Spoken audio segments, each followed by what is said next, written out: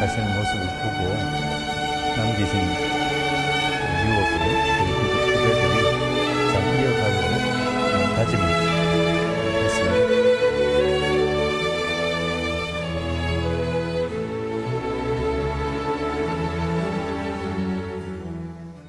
오늘부터 닷새간 사회장과 기관장을 겸하는 방식으로 장례가 치러질 예정입니다.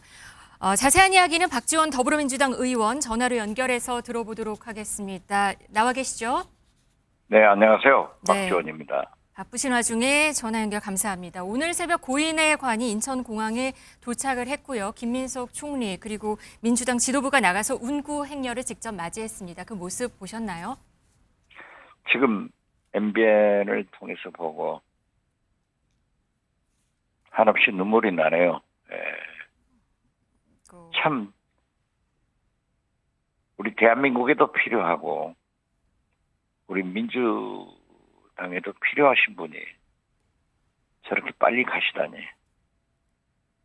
하늘이 원망스러울 뿐입니다. 갑작스러운 별세 소식에 정치 원로로서 또 놀라고 상심이 더 크셨을 것 같습니다, 의원님. 제가 더 나이는 많지만은 정치는 이해찬 전 총리님이 선배죠.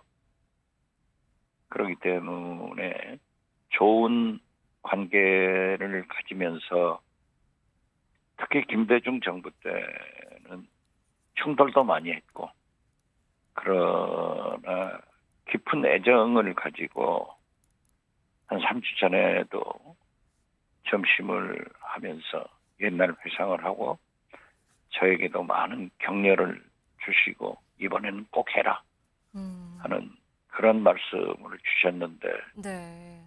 저렇게 운명을 달리해서 귀국하는 모습을 보니까 진짜 눈물겹네요. 3주 사모님이 어떠하실까 네. 이런 걱정도 되고 따님을 굉장히 사랑했거든요.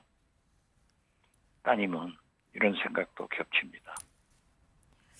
3주 전쯤에 만나셨다고 했는데 어떤 이야기들 좀 더 나눈 얘기 있는지 좀 궁금합니다. 네, 물론 옛날 얘기 많이 했고 네. 제 아내가 8년 전에 사경을 헤맬 때 제가 정치적으로 조금 문제가 있었어요. 네.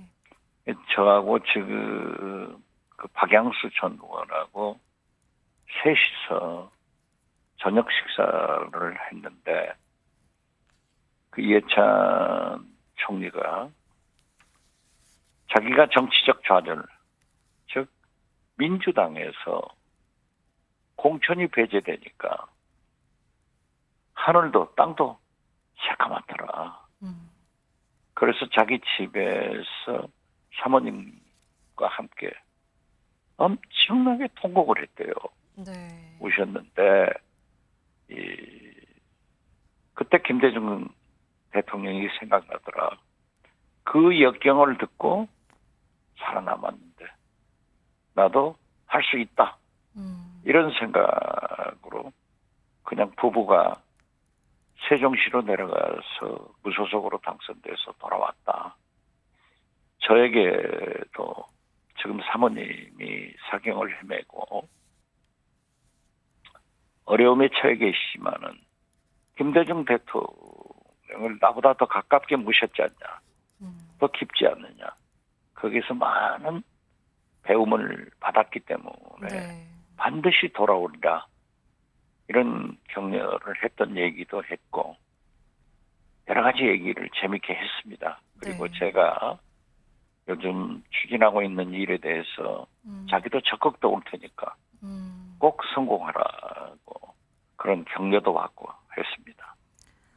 안타깝습니다. 의원님 최근 하신 인터뷰 봤는데요. 저보다 더 유능한 사람이 있긴 하다. 그게 이해찬 전 총리다. 이런 얘기를 하셨습니다. 의원님 기억 속의 고인 어떤 인물이었는지 조금 더 여쭤봐도 괜찮을까요? 그날 그 자리에서 제가 그 얘기도 했어요. 한 정권 5년 내에 실세로 일한 사람은 제가 볼 때는 박지원이 유일하다. 아, 진짜 그러네요. 그러시더라고요. 네. 그런데 저보다 더 유능한 사람이 이 총리 아니십니까? 왜요? 그래서 네 분의 대통령을 핵심에서 당선시켰고 음. 또 내 정권의 핵심에서 그 대통령들을 지키면서 일한 분이 이 총리입니다. 그렇기 때문에 저는 정치학자들이나 정치부 기자들에게 이해찬 총리에 대해서 한번 분석을 해서 써봐라 하는데 이렇게 유명을 달리하셨기 때문에 저는 머지않아 그러한 전문가들이 이해찬 평전을 발간할 것 같아요. 네. 그런 얘기도 했고 그랬어요. 네. DJ 정부 당시의 고인은 교육부 장관, 의원님은 청와대 공보수석으로 함께 일하시기도 하셨는데 돌아보면 이 두 분의 관계 어떤 관계였나요? 그때 당시? 이해찬 총리는 그 토론을 참 잘하셨어요. 네. 그리고 자기가 옳다고 하는 소신에 대해서는 소위 김대중 대통령에게도 절대 지지 않습니다. 끝까지 토론을 하는 거예요. 그런 부분이 박상천 전 대표하고 이해찬 총리 두 분이었는데 그러면은 김대중 대통령도 토론을 하다가 이제 결론 없이 헤어지잖아요. 교육부 장관 할 때도 마찬가지였어요.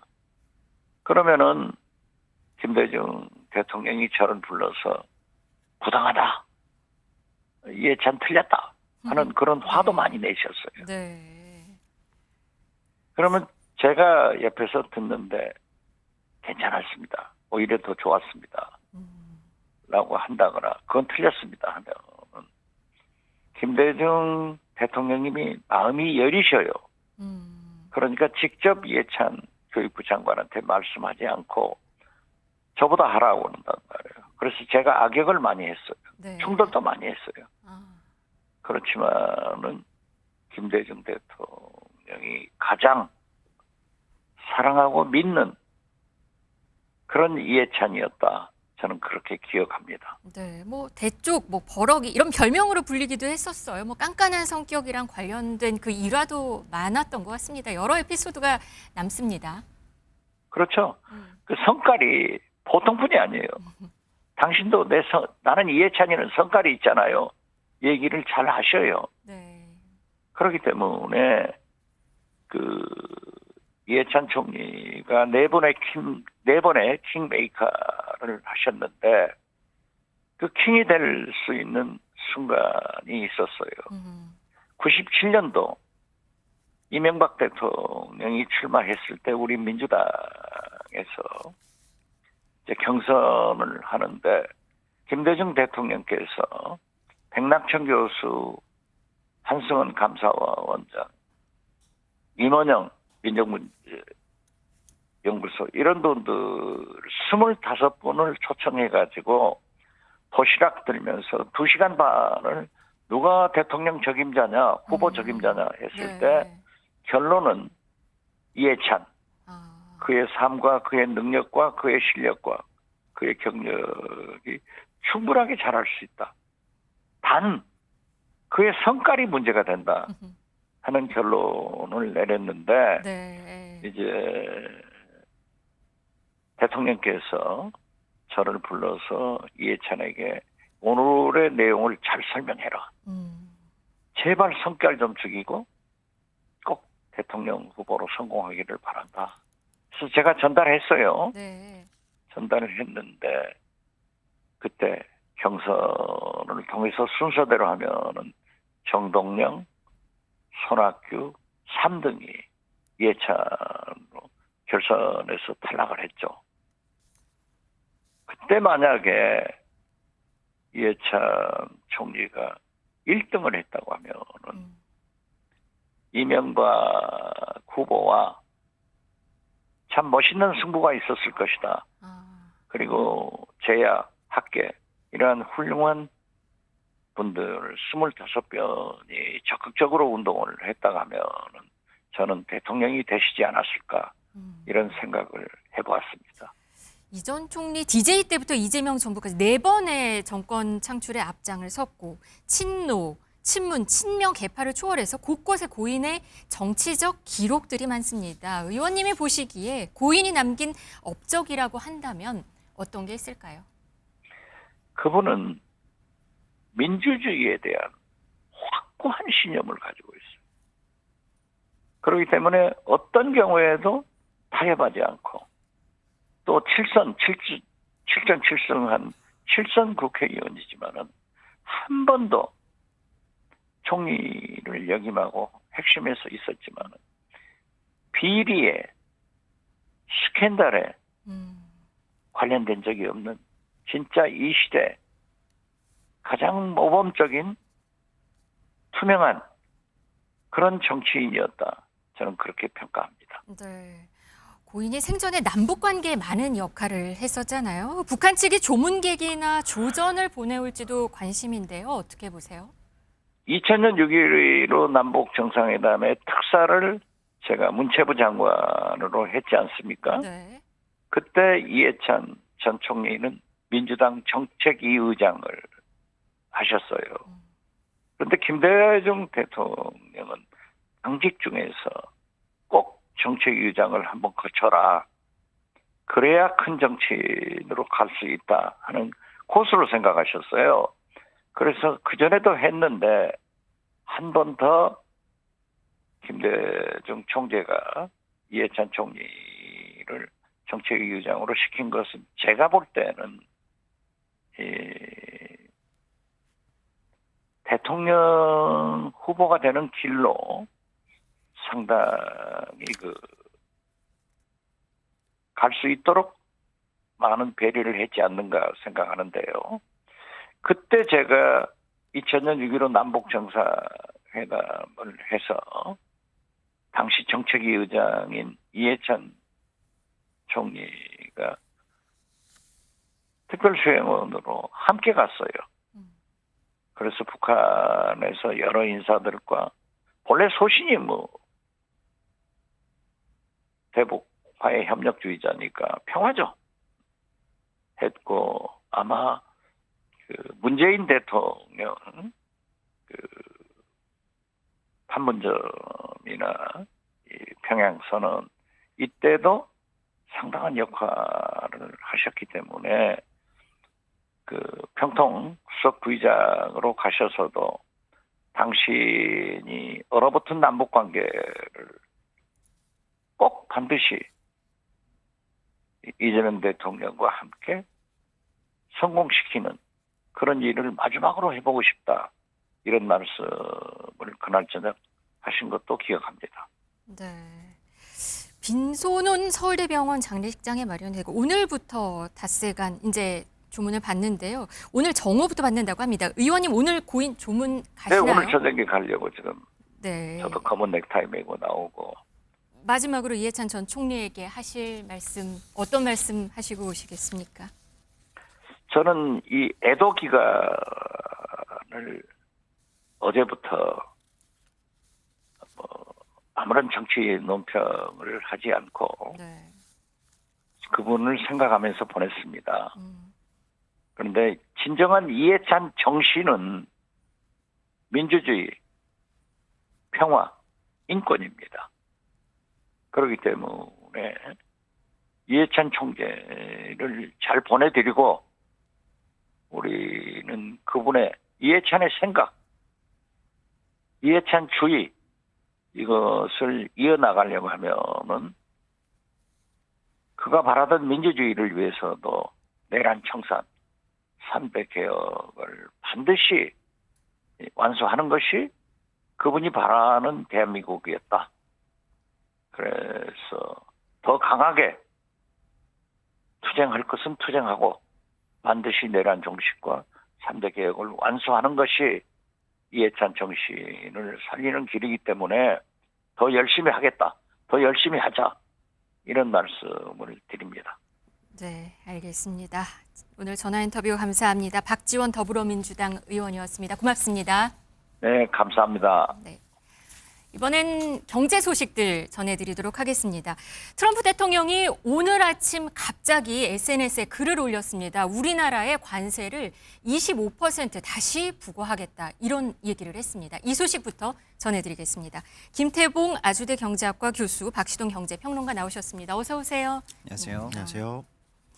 갑자기 이게 무슨 얘기인가요? 오늘 SNS에 한 3시간 전쯤에 올린 글입니다. 지금 화면 보시죠. 한국 국회가 무역협정의 비준을 안 해서 15%에서 25%로 다시 관세를 올린다. 이런 얘기를 SNS에 올렸습니다. 네, 맞습니다. 조금 예고에도 없었던 네. 속보가 전해졌는데요. 사실 이제 트럼프 대통령이 본인의 이 SS 계정에 갑작스럽게 원래 예고 없던 글들을 자주 올리기로 유명하지 않습니까? 네.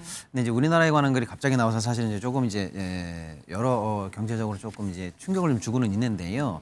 일단은 지금 지난해에 타결됐던 한미 협정 관세 협정 관련해서 네.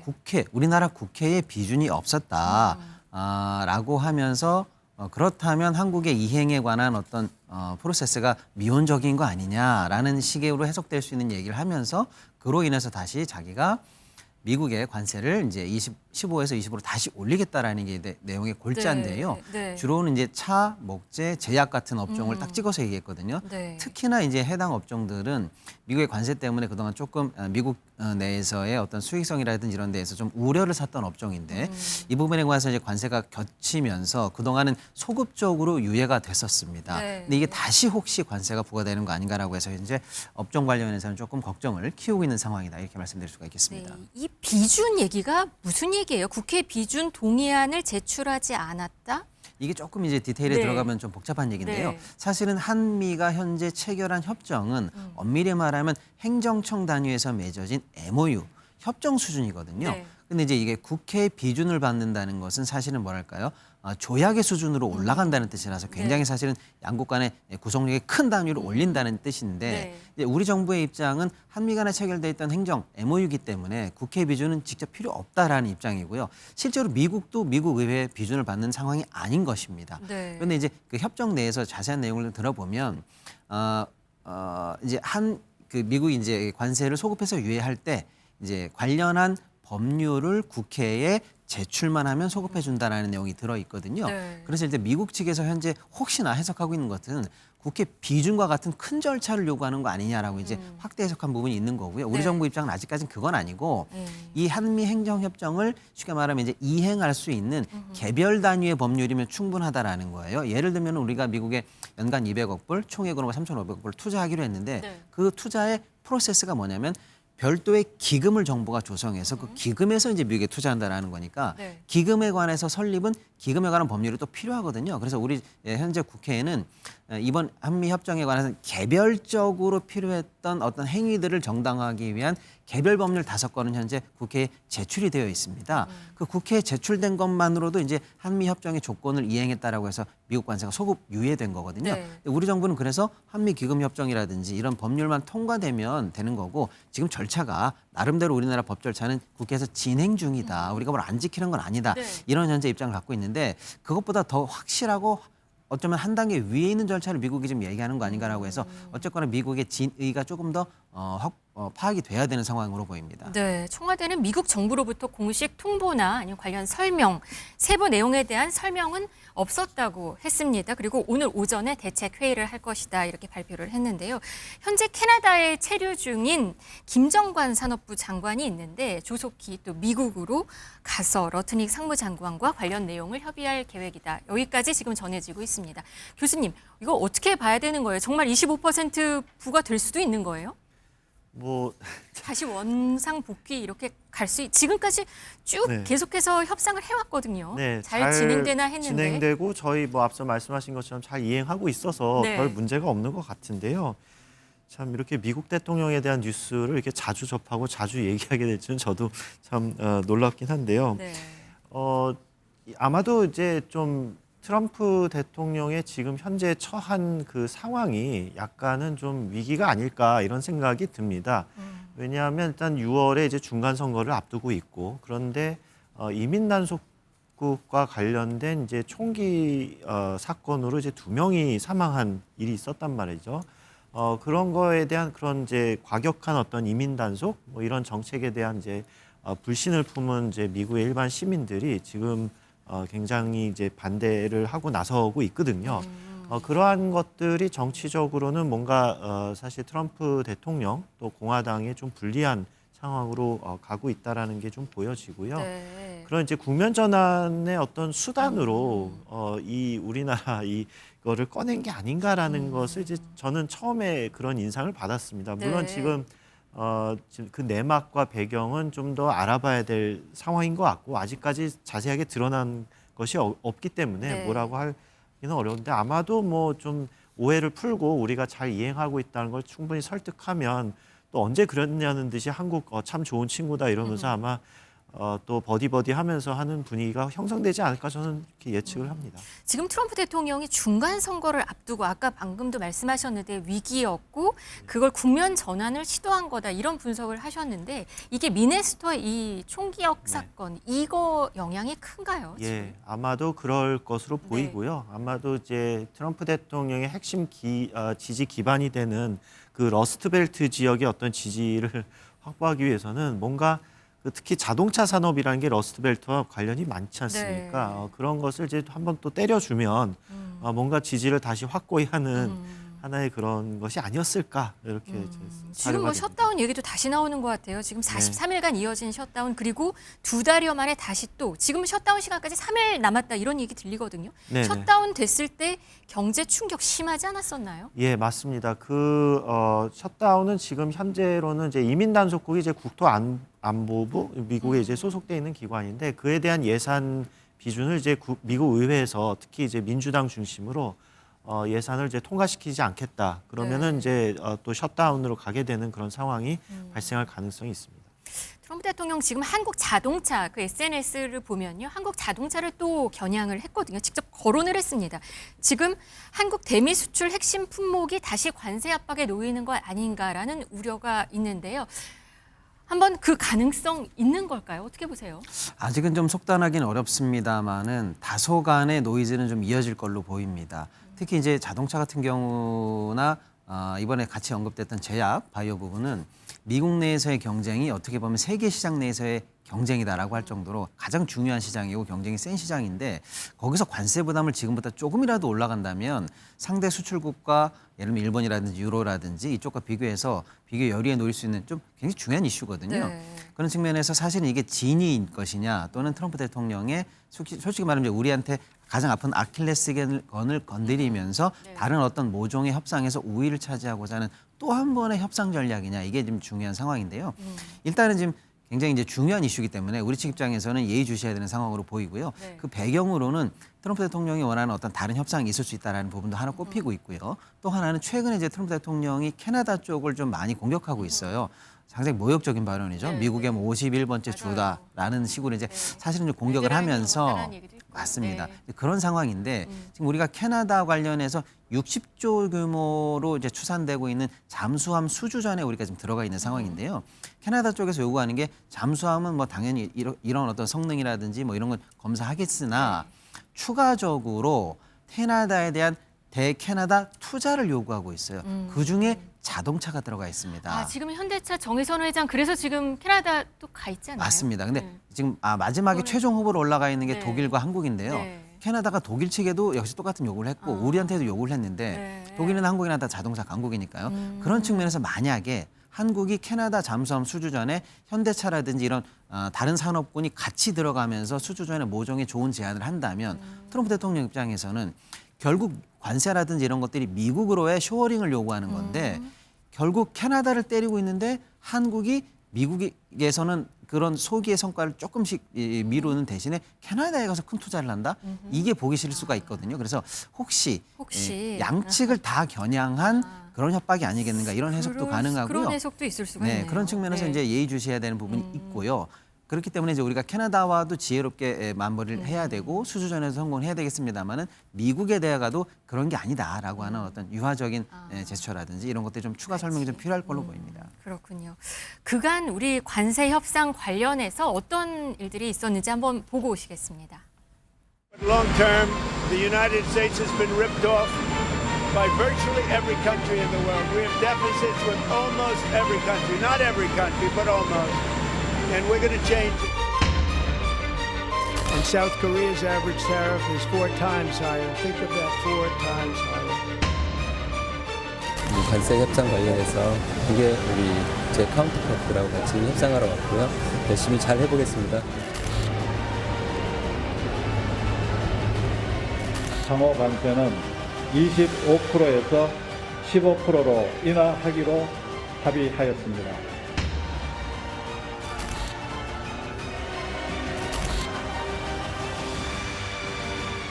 Did you reach a deal on trade? We did. We reached a deal. 이번에 관세 관련해서 너무 감사드립니다. 너무 고생 많이 했어요. 정보분들이랑 너무 잘해주셔서 제가 큰 빚졌어요. 항상 현대차가 잘 되는 대한민국이 잘 되는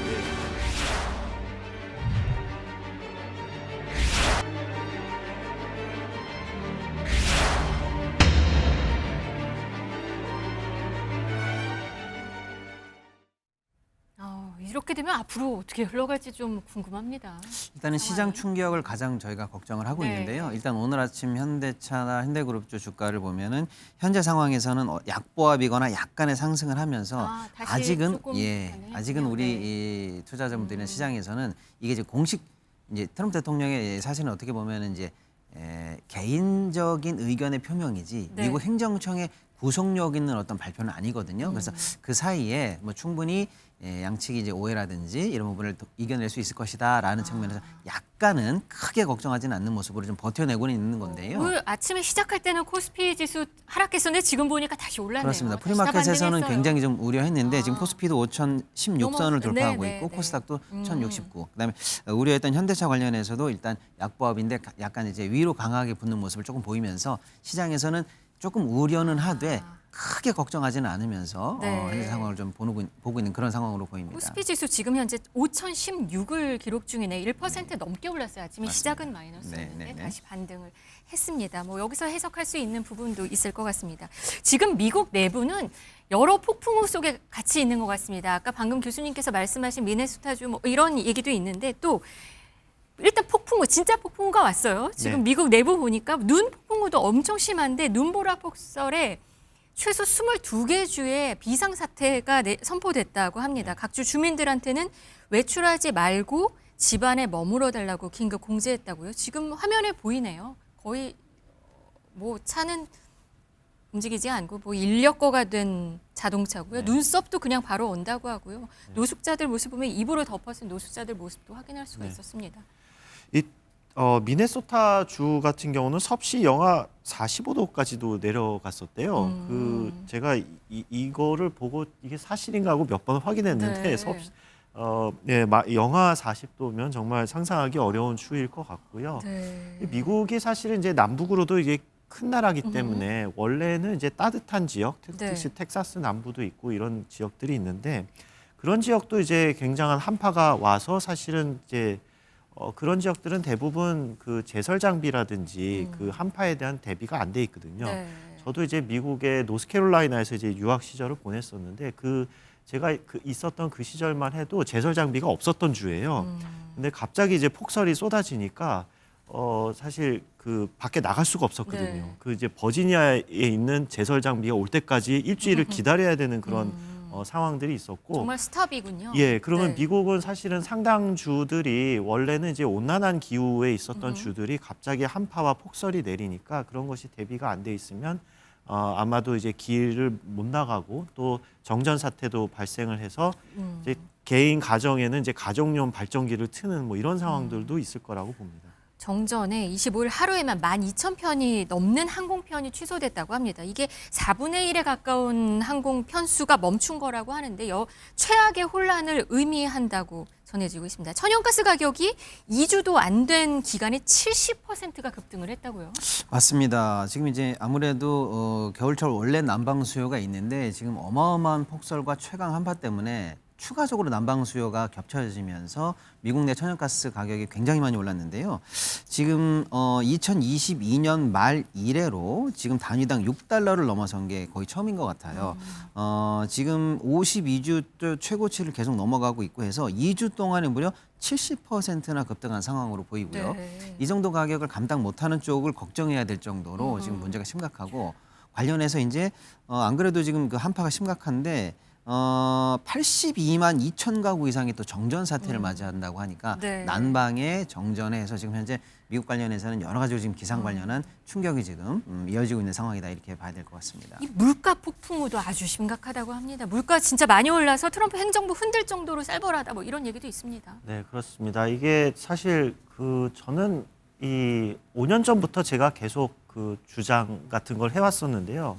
2020년대에는 이제 앞으로 우리는 스태그플레이션을 좀 우려를 해야 된다라는 생각을 계속 지속적으로 갖고 있었어요. 이게 어떤 문제를 발생시키냐면 이제 경기 침체가 오더라도 보통은 이제 경기 침체가 오면 물가가 이제 어느 정도 상승 압력이 낮아지거나 하는 수순을 밟기 때문에 이제 금리를 인하시킬 수 있는 환경이 조성이 되는데 스태그플레이션의 어려운 점은 뭐냐면 경기가 침체가 돼서 금리를 인하하고 싶지만 물가가 계속 상승을 하기 때문에 금리를 인하하기도 어려운. 하지만 또 금리를 인상하자니 경기 침체가 우려되는 그런 이제 딜레마의 상황에 이제 빠질 우려 때문에 스태그플레이션이 굉장히 무서운 거거든요. 지금 보면은 이제 경기가 물론 아직까지는 미국 경기가 나쁘지는 않습니다. 하지만 어떤 하강 국면에 어느 정도 진입했다라고 생각되는 신호들이 좀 발견은 되고 있거든요. 그러다 보니까 금리 인하에 대한 어떤 기대감들이 시장에는 좀 있고요. 또 미국 그 행정부 같은 경우는 이제 미국 국채에 대한 부담 때문에 금리를 인하했으면 하는 바람이 있습니다. 이제 트럼프 정부는 특히 더 심하고 그러다 보니까 연준에 대한 그런 압박이 심해지는데 그런 환경에서 이제 물가가 이제 좀 낮아주면 그런 환경이 조성이 되지만 물가 상승이 계속 지속이 되고 또 스멀스멀 다시 그 상승률이 올라온 것을 보면 사실은 굉장히 어려운 정책적으로 어떻게 대응해야 될지 어려운 상황으로 점점 가게 되는 그런 상황이라고 볼 수가 있겠습니다. 알겠습니다. 오늘 경제 라이브 여기까지 전해드리겠습니다. 김태봉 교수, 박시동 경제평론가였습니다. 고맙습니다. 다음 소식 전해드리겠습니다. 서울시의 종묘 앞 재개발 계획에 대해서 국가유산청이 정면으로 제동을 걸었습니다. 전면 재검토 요구에 회신하지 않는다면 유네스코 현장 실사 요청을 검토하겠다는 건데 서울시는 답을 미루는 건 유산청이라고 반박했습니다. 심가현 기자입니다. 지난 23일 국가유산청은 공문을 통해 종로구청에 최후 통첩을 날렸습니다. 세운 4구역 재정비 사업이 과거 합의됐던 기준을 일방적으로 파기해 종묘 보존에 악영향을 준다며 전면 재검토가 필요하다는 내용입니다. 또 공사구역 일대에서 진행 중인 발굴 조사도 언급했습니다. 이 일대에서 조선시대 배수와 도로시설 흔적이 확인돼 발굴 조사가 진행 중인데 완료 전까진 공사 자체가 어렵다는 게 국가유산청의 설명입니다. 서울시에 회신을 요구한 기한은 오는 30일. 이후엔 유네스코에 현재 상황을 알리고 현장 실사까지 요청하겠다고 압박 수위를 높였습니다. 서울시는 응답해야 할 주체는 오히려 국가유산청이라고 맞받았습니다. 국가유산청이 서울시가 제안했던 종묘 경관 훼손 여부 합동 실증 요구에 답을 내놓지 않고 있다는 겁니다. 매장된 유산과 관련해서도 착공 전까지 이행 사항을 완수해 차질 없이 추진 중이라 절차상 문제가 없다고 강조했습니다. 국가유산청이 이 안건을 세계 유산 영향 평가와 교묘하게 결부시켜 불법, 편법임이지만 더 씌우고 있다는 주장입니다. 국가유산청은 서울시의 위원회 등을 통한 통합 심의 진행이 바람직하다는 입장을 고수하면서 역사보존과 도시개발 사이 갈등은 당분간 이어질 전망입니다. MBN 뉴스 심가현입니다. 뉴스라이브입니다. 실시간 화제의 뉴스들 만나보겠습니다. 장동혁 대표의 단식 투쟁으로 모처럼 결집이 이루어지나 했던 국민의힘. 다시 내용의 극단으로 치닫고 있습니다. 그 중심에는 친한계 김종혁 의원에 대한 윤리위의 탈당 권유 결정이 있습니다. 많이들 보셨겠지만 사실상의 제명 조치인데요. 우선 당사자 김종혁 의원, SNS 입장문 또 방송 출연 등을 통해서 조목조목 이 결정문을 반박했습니다. 나치의 주장을 보는 것 같다. 계엄 포고문이 떠오른다면서 윤민우 위원장을 직격했는데요. 신천지를 사이비라고 이야기했던 게 징계 사유에 포함이 됐다면서 그렇게 많은 분들이 신천지와 가까웠는지 몰랐다, 죄송하다고 꼬집었습니다. 결과적으로 가처분 신청 등 법적 대응을 예고하고 나섰는데요. 절차적으로도 문제가 많은데 하나하나 따져보겠다는 입장입니다. 이 와중에 어제 대여 투쟁 방식을 논의하겠다고 모인 의총 자리는 때 아닌 한동훈 전 대표 제명 문제를 두고 경론에 장이 됐다고 합니다. 어제 퇴원한 장동혁 대표 이제 당무에 복귀를 해야 하는데 한 전 대표 거취 결정을 내려야 합니다. 이번 김종혁 의원에 대한 윤리위 판단이 하나의 예고편이 되는 걸까요? 한 전 대표는 불법 피험이다. 윤 어게인으로부터 진짜 보수를 지키겠다 반발하고 있습니다. 당장 지지자들의 2차 제명 반대 집회가 오는 31일 국회 앞에서 또 예고가 돼 있습니다. 경랑 속으로 들어가고 있는 국민의힘 내용 이야기 해봤습니다. 다음 소식 볼게요. 한국인 건드리면 폐가망신한다. 어제 정부 서울청산의 초국가 범죄 특별대응 TF를 방문한 이재명 대통령의 의지입니다. 또 한 번의 예고 없는 깜짝 방문이었는데요. 해외를 거점으로 발생하는 이 스캠 범죄에 적극 대응을 하라는 주문이었습니다. 캄보디아 말이나 동남아 말로 번역이 아주 많이 찍어서 온 동네만 좀 있습니다. 단속 실적도 홍보하고 현지 언론과 공조해서 적극 알리라는 겁니다. 방문 직후 SNS를 통해서도 한국인을 건드리면 반드시 대가를 치른다. 전 세계에 보여주겠다는 의지를 재차 천명했습니다.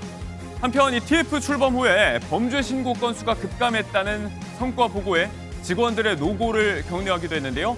캄보디아 현지 코리아 전담반 직원들과 함께했던 영상회의 장면도 화제가 됐습니다. 형님 안녕하십니까? 네, 안녕합니다. 통닭이라도 사드려야 되는데 너무 멀어서. 피자 사드릴게요. 네, 그래야죠. 네. 가족들하고 헤어져가지고 한국에서 고생이 많으신데 여러분들 열심히 줘서 요즘 피해가 많이 줄어서 정말 다행입니다. 모두 대통령님의 응원과 격려 덕분입니다. 진짜죠? 통닭 대신에 피자 이 대목에서 웃음이 터지기도 했다고 하는데 필요한 지원을 약속하고 예산이든 인력이든 피자든 적극 지원하라 이 대통령은 지시했습니다. 연예계로 가보겠습니다. 200억대 탈세 의혹을 받고 있는 가수 겸 배우 차은우 씨 어제 입장을 냈습니다. 현재 군복무 중인데 부대 내에서 일과를 마치고 적는다면서 심려와 실망을 끼쳐드려서 진심으로 사과드린다고 밝혔습니다. 그러면서 일각에서 나오는 이 회피성 군입대설은 사실이 아니고 추후 진행될 관련 절차에 성실히 임하겠다. 관계기관의 최종 판단, 결과를 겸허히 받아들이고 책임을 다하겠다고 덧붙였습니다. 그리고 이보다 앞서 차 씨는 국내 5대 로펌인 법무법인 세종을 선임하고 과세전 적부심사를 청구한 것으로 알려졌습니다. 이 처분에 대해서 다퉈보겠다는 거죠.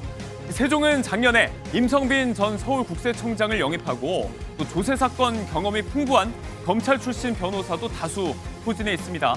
재계 저승사자로 불리는 국세청 조사 사국과 대형 로펌 간의 대결 양상이 되고 있는 모양새입니다. 광고계에서는 서서히 손절 기류도 감지되고 있습니다. 차 씨가 모델로 있는 한 패션 브랜드 어제 오후까지만 해도 특별한 조치가 없을 거라고 했지만요. 몇 시간 내 광고를 비공개 처리했습니다. 몇몇 브랜드를 중심으로 조심스러운 거리두기 움직임이 나오고 있는 실정입니다. 자, 이렇게 처신 하나하나가 도마 위에 오르내릴 수밖에 없는 유명 연예인들이죠. 배우 고소영 씨는 보유 중인 고가의 건물을 자랑했다가 논란거리가 됐습니다. 최근 본인의 유튜브 채널에서 한남동 곳곳을 소개했는데요. 이동 중에 우리 건물 잘 있네 외친 대목에서 문제가 됐습니다. 이 건물은 남편인 배우 장동건 씨가 소유한 곳으로 2011년 126억에 매입해서 현재 가치가 약 300억에 이른다고 알려지고 있는데요. 여기서 제일 예쁘지 않냐? 효자의 안녕 인사를 건네기도 했습니다. 자, 이런 논란이 일면서 지난 2023년 광복절에 일본 여행 인증샷을 올렸다가 이 비난을 받았던 일까지 다시 소환이 되고 있는 중인데요. 대중정서와 동떨어진 발언 아니냐, 좀 아쉽다. 반면에 오히려 소탈해 보인다, 자랑할 만하다 하는 누리꾼들의 반응도 엇갈리고 있습니다. 논란이 나오면서 해당 분량은 현재 편집이 돼서 볼 수가 없는 상태입니다. 연예계 이야기해봤고요. 이어서 사건 사고 소식을 좀 전해드리겠습니다. 부산의 한 상가 주차장 3층에서 승용차가 벽을 뚫고 1층으로 추락하는 사고가 발생했습니다. 운전자는 술에 잔뜩 취해 있었는데 어떻게 차에 탔는지조차 기억을 하지 못한다고 합니다. 박상호 기자입니다. 비틀거리며 서 있던 남성이 주차된 차에 올라탑니다. 1시간쯤 시간이 흐른 뒤 시동을 켜더니 출구가 아닌 차량 정면 벽 쪽으로 돌진합니다. 주차장 3층 벽을 뚫은 차량은 1층으로 추락했습니다. 가스 터지는 소리처럼 펑하는 소리가 다들 놀라셨죠. 창가에 있다 계시는 손님들이 차가 떨어지는 것까지 목격을 하셨고. 신고를 받고 출동한 경찰이 운전자를 확인했더니 면허 취소 수준의 만취 상태였습니다. 술도 취하고 아마 사고 충격이 있었는지 운전석에 어떻게 앉았는지조차 기억을 못하고 있네. 사고를 낸 운전자는 머리를 다쳐 병원에서 치료를 받고 있습니다. 차량이 떨어진 곳은 상가 이용객들이 드나드는 곳이어서 하마터면 큰 사고로 이어질 뻔했습니다. 다행히 상인이나 행인 같은 다른 인명피해는 없었지만 건물 벽을 뚫고 나가면서 배관이 부서지는 바람에 일부 식당은 영업을 못하고 있습니다. 경찰은 30대 운전자를 음주운전 혐의로 입건하고 정확한 사고 경위를 조사하고 있습니다. MBN 뉴스 박상호입니다.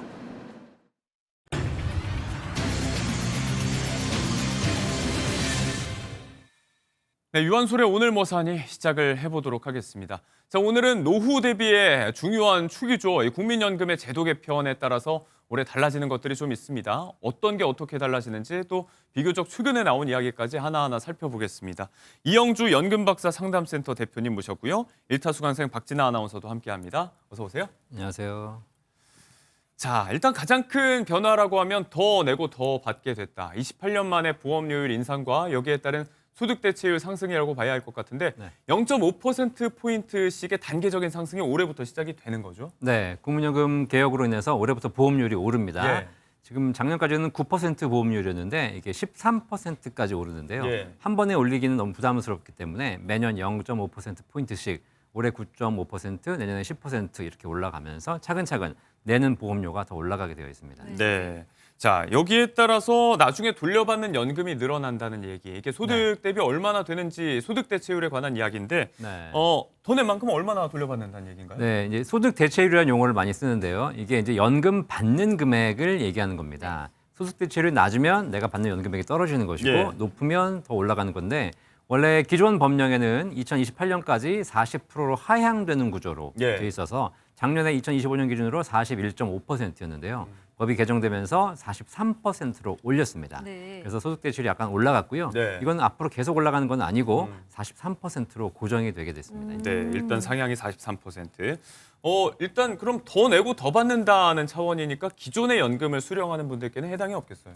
이 소득대출 적용이라는 것이 납부하는 보험료에 대비해서 소득대출 적용되기 네. 때문에 네. 이미 납부를 완료하신 분들은 그 납부 시점으로 소급해서 소득대출이 적용되는 것이지 예. 지금 것이 반영되는 건 아니고요. 그러니까 이미 연금을 받고 있거나 납부를 완료하신 분은 이번 소득대출 조정에 영향이 전혀 없는 것이죠.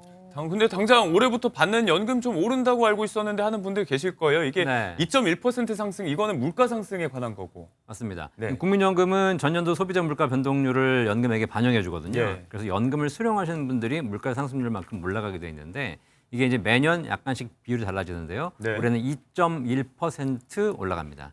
작년에 국민연금을 100만 원 받으셨다라고 네. 하게 되면 올해는 102만 1,000원 받으시게 되는 것이죠. 예. 네, 그럼 보험료율이 이렇게 오르는 이 상황에서 국민연금을 납부하는 게 현재 유리한 상황이라고 보시나요? 앞으로도 보험료가 계속 오릅니다. 네. 소득대체율도 일부 오르긴 했지만 예. 그럼에도 불구하고 국민연금은 의무가입이기 때문에 예. 선택을 할 수 있는 건 아니고요. 네. 점점 불리해지는 상황이긴 하겠지만 그래도 일반적으로 내가 준비할 수 있는 다른 연금, 노후준비 네. 수단에 비해서 아직까지는 국민연금이 유리한 상황이기 때문에 네. 꾸준히 납부하시는 게 좀 좋을 것 같습니다. 네, 보험료율은 꾸준히 오를 수밖에 없다. 구조적인 한계도 말씀을 해주셨지만 일단 당장은 조금 더 내면서 더 돌려받게 된다. 이런 제도 개편에 대한 이야기했고요. 2.1% 물가 상승률을 반영한 올해 연금 당장 이번 달부터 반영돼서 이제 오른다는 얘기. 이거는 기존의 연금 수령자분들께도 좀 반가운 소식이 될 것 같습니다. 자, 올해 달라지는 게 또 있습니다. 일하고 있는 노령연금 수급자들에 대한 이야기인데 원래는 이제 소득이 일정 금액을 넘어서면 받는 연금이 감액되는 그 제도가 있었는데 네. 이 부분에 대한 금액 기준을 대폭 상향하는 게 바로 올해 초부터 시행이 된 거죠? 맞습니다. 원래는 6월 달부터 시행하기로 했었는데요. 네. 그걸 또 바로 당겨서 1월부터 시행하기로 했고요. 2025년까지도 소급 적용하는 지금 안을 또 검토 중에 있습니다. 예. 이게 뭐냐면 국민연금은 나중에 연금을 수령하실 때 소득이 있으면 국민연금을 최대 50%까지 감액을 하거든요.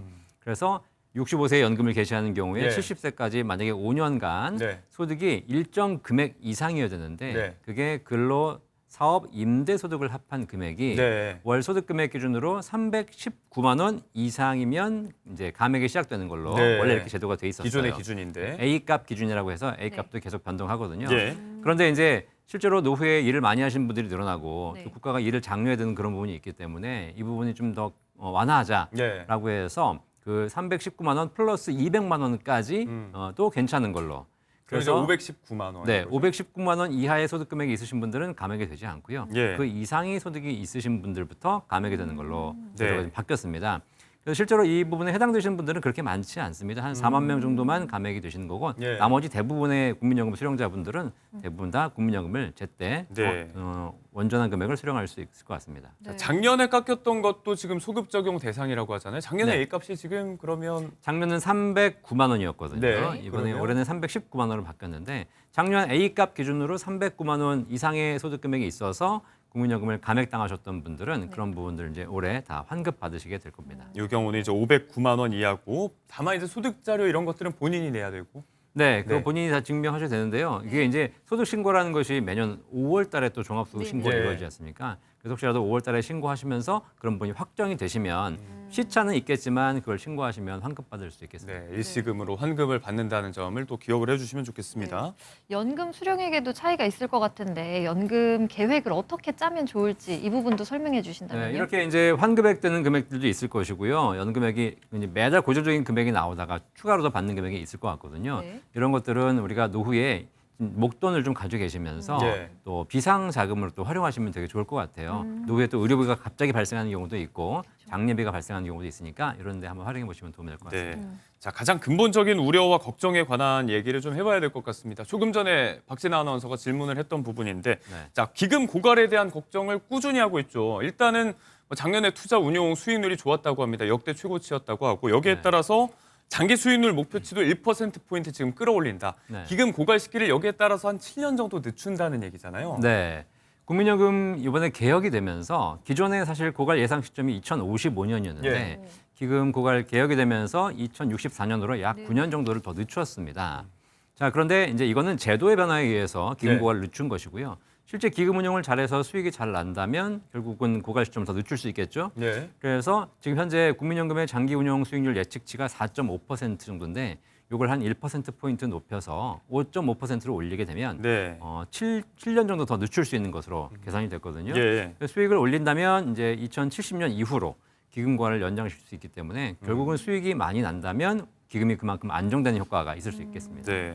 바로 어제 또 나온 얘기인데 국내 주식 비중을 좀 이제 국민연금이 줄이고 네. 기존 계획보다 늘리고 14.9%로 이제 0.5%포인트 늘린다는 거죠. 네. 해외 주식 투자 비중은 좀 줄인다. 그리고 뭐 리밸런싱 이런 것도 한시적으로 유예한다고 하는데 네네. 뭐 시장 상황 반영에 관한 이야기라고 하는데 이 어떤 의미가 네네. 있다고 봐야 할까요?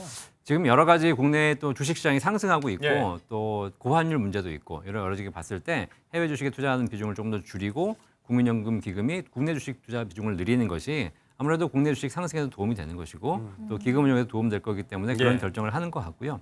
다만 이제 너무 시장에 연동해서 이렇게 비중을 왔다 갔다 하는 것은 또 바람직하지 않을 수 있고 예. 국내 시장이 약간 좀 고평가되는 시점에 들어갈 수도 있기 때문에 이런 거 아마 잘 판단이라고 저는 생각하고 있습니다. 지금 수익도 많이 불어났고 뭐 대통령도 연금 불안 좀 많이 해소됐다 이런 취지의 발언을 내놓기도 했는데 네. 장기적인 전망이 좀 엇갈리는 부분도 있는 것 같거든요. 지금 얼마 전 대통령께서 이제 수익이 이번에 기금 운용 수익이 한 250조가 나서 국민연금 기금 이제 고갈 문제가 많이 좀 해결됐다라고 예. 이제 발언을 하셨는데요. 실제로 국민연금 지급액을 보면 지금도 1년에 한 50조 이상이 연금 수령액으로 지급되고 있습니다. 예.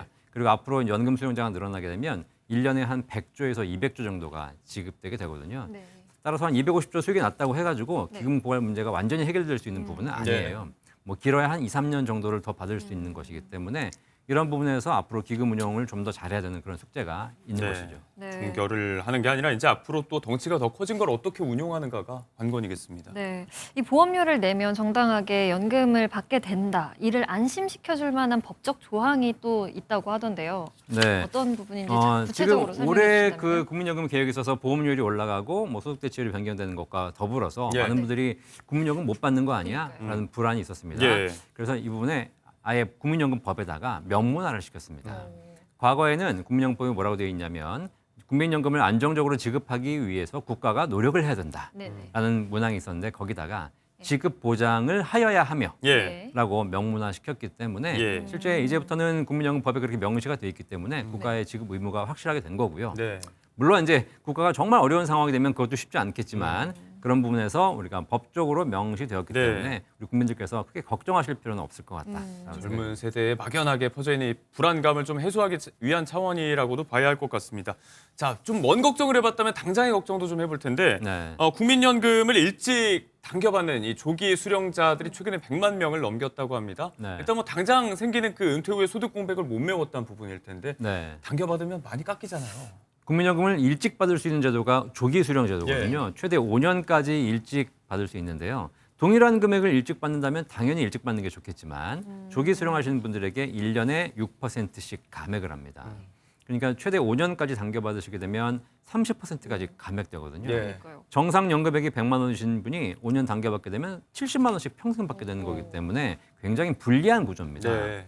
따라서 그게 그럼에도 불구하고 지금 은퇴 절벽이 생기고 노후가 어렵기 때문에 당겨받으신 분들이 100만 명 넘게 있거든요. 그래서 이런 부분에 대해서는 좀 너무 지금 감액되는 비율이 굉장히 크다라고 볼 수 있죠. 예. 반면에 이제 뭐 당연한 이야기겠지만 이 시기를 좀 늦춰받으면 조금 더 연금이 불어나는 그런 혜택을 네. 여유가 있는 분들은 선택을 좀 하실 수 있겠는데 뭐 상황에 따라 유불리를 따지기가 좀 어렵긴 하겠습니다만 원칙적으로는 늦게 받는 게 좀 나은 거긴 하잖아요. 그렇죠. 또 늦게 받으신 분들 연기하시게 되면 1년에 7.2%씩 증액을 해주거든요. 예. 그러면 5년을 늦춰받으시게 되면 36%까지 증액이 네, 됩니다. 그러면 30%를 다운받아서 조기에 받으신 분과 36%를 늦춰서 늦게 받으신 분이 연금액이 더블 차이가 나요. 예. 그러니까 물론 일찍 받으시는 유리함도 있겠지만 장기적으로 평균 수명 한 80세 정도 이상만 사실 수 있다면 단기적으로는 일찍 받으신 분들이 먼저 시작하니까 유리하지만 나중에는 늦게 받으시는 분들이 총 누적액을 추월하게 됩니다. 기대 수명은 또 더 늘어나고 있습니다. 그렇죠. 그래서 조금 더 우리가 이제 평균 수명이 길어지는 사회를 살고 있기 때문에 그런 면에서는 조기 수령보다는 연기 연금을 하시는 것이 조금 더 유리해 보입니다. 예. 네, 실버론이라는 것도 있더라고요. 국민연금공단에서 고령층에게 빌려주는 대출 같은 건데 어떤 부분이 바뀐 거고 그런 거죠? 이 실버론이라는 것이 국가가 이제 국민연금 수령하시는 분들이 연금을 꾸준히 받지만 목돈이 필요한 경우가 있지 않습니까? 네, 맞아요. 예를 들면 보증금을 올려줘야 된다든가 네. 아니면 배우자가 사망했다든가 의료비가 필요하다든가 그래서 1년에 1,000만 원 한도 내에서 국가가 국민연금을 담보로 빌려주는 거예요.